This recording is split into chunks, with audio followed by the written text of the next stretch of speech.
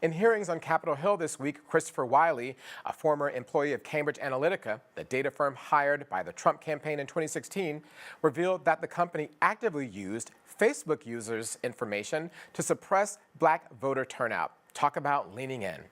What exactly happened, and could it happen again? Here to talk to us is Ben Tarnoff, technology thought leader and columnist for The Guardian. Ben, thanks for taking the time to join us and such on short notice. We really appreciate it. Thanks so much for having me. So can you just recap exactly what was Cambridge Analytica doing with Facebook data and why was it such a violation?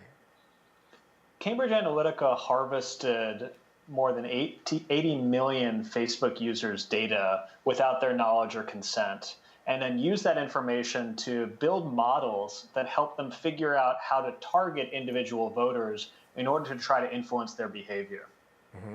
And they did it through basically those games or those personality tests, right, that people take that you think are innocuous, but it's actually a way to gather information about who you are as a person, your profile, and that data is then used by Facebook to basically sell products. But in this case, it was sold for political purposes to Cambridge Analytica, correct? Yeah, so Cambridge Analytica acquired all of this information from a Cambridge University researcher who had obtained it through a personality quiz app, where you would download this app, take a personality quiz, but what you didn't know is that it's harvesting all of your information and all the information of all of your friends. So that's how they were able to acquire more than 80 million users' data. Mm-hmm. And what we learned from Christopher Wiley is that Steve Bannon actively bragged about inside Cambridge Analytica that they were going to use that information to suppress black voters. That is to say, to figure out who black voters were, to develop profiles for them, and then to target them essentially with misinformation as kind of a backdoor way of voter suppression, get you to suppress your own vote by sort of misleading you with information. Yeah, look, social media, what it lets people do is target users. And we've seen this in elections in this country. We've seen this elections abroad, particularly in the Philippines, that campaigns can use social media to mobilize their supporters and demobilize their opponents, right? So sending different types of messaging to different audiences for different purposes. Mm-hmm. And I think one of the things I've heard you say before is that this technique has been used by the State Department in the United States for elections abroad in other countries, but this time the same type of technology and the same type of knowledge was used here to impact an election in the United States.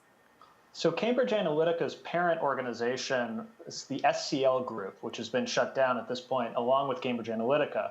But the SCL Group ran online influence campaigns around the world, particularly in the developing world, Africa, Latin America, the Caribbean, and worked with the State Department and UK government agencies to run these influence operations. So in many cases, these techniques have been used all over the world already for years. Mm-hmm. So I guess one question is, now that we know what's happening, is it possible is the knowledge of it an inoculation? Will it prevent it from being used this year? Or do you think that the system is just as susceptible to being manipulated? Because we know that this year there's a tremendous amount of energy that's being put into mobilizing new communities, mobilizing voters that haven't gone to the polls before. But at the same time, if there's this way to suppress their vote, is that something that you believe can play a role this year, or we are inoculated against it now because we know it's happening? I think it will definitely play a role. I mean, Facebook has announced some very mild measures around transparency so that political advertising will carry more disclosures about where it's coming from and who paid for it.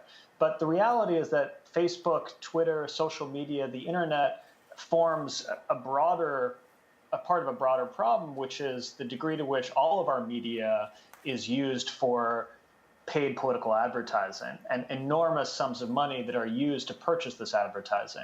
The 2016 election cycle cost $6.5 billion. So you can imagine how much 2018, 2020 is going to cost. So I think unless we do something about all of the money sloshing around in our politics, we're going to see these same problems.